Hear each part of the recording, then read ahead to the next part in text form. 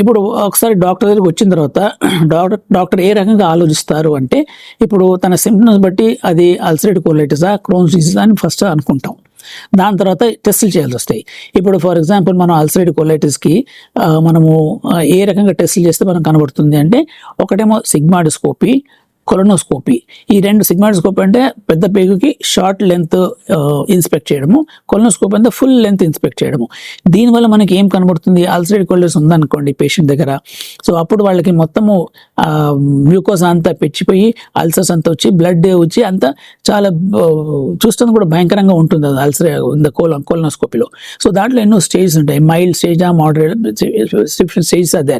So ఆ stage బట్టి మనకు అప్రోప్రియేట్ మందులు ఇవ్వాల్సి వస్తుంది.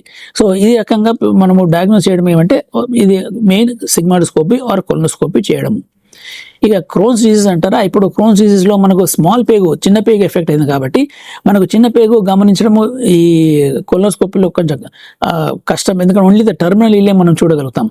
టర్మినల్ ఇలియంలో డెఫినెట్గా మనకు క్రోన్స్ డిసీజ్ ఎఫెక్ట్ అయితే అక్కడ అల్సర్స్ అయ్యే అవకాశం ఉంది, అక్కడ నారోయింగ్ ఇలియోసికల్ వాల్వ్ డిఫెక్ట్ అవుతుంది.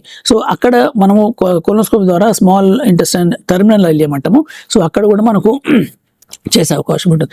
కానీ ఇంకా ప్రాక్సిమల్ వెళ్తే, ఇంకా మెయిన్ పార్ట్ స్మాల్ ఇంటెస్టైన్ వెళ్తే అది మనము ఈ కొలనోస్కోపీ ద్వారా చూడడం కష్టము.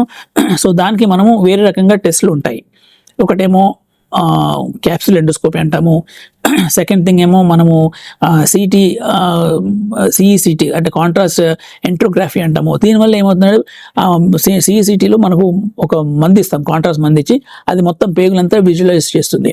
ఎక్కడెక్కడ నారోయింగ్ ఉందో, ఎక్కడెక్కడ ప్రాబ్లం ఉందో అక్కడ మనకు కనబడుతుంది మనకు. అంటే they are not visible through colonoscope.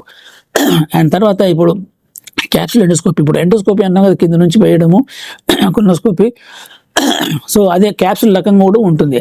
ఆ క్యాప్సుల్ మింగితే దాంట్లో కెమెరా ఉంటుంది, ఆ కెమెరాకి బయట బాడీకి ఒక మెషిన్ ఉంటుంది, ఆ మెషిన్ మన వైర్లెస్ కనెక్షన్ వచ్చి దానివల్ల ఆ క్యాప్సుల్ ఎక్కడెక్కడ వెళ్తుందో అక్కడంతా మనకు అల్సర్స్ ఉన్నాయి లేనిది, బ్లడ్ వచ్చేది లేనిది, ఎక్కడెక్కడ నేరో ఉంది అక్కడంతా మనము కింది వరకు చూడొచ్చు. సో ఈ రకంగా మనం క్రోన్స్ డిసీజ్ కనిపెట్టే అవకాశం ఉంది, డయాగ్నోస్ చేసే అవకాశం ఉంది.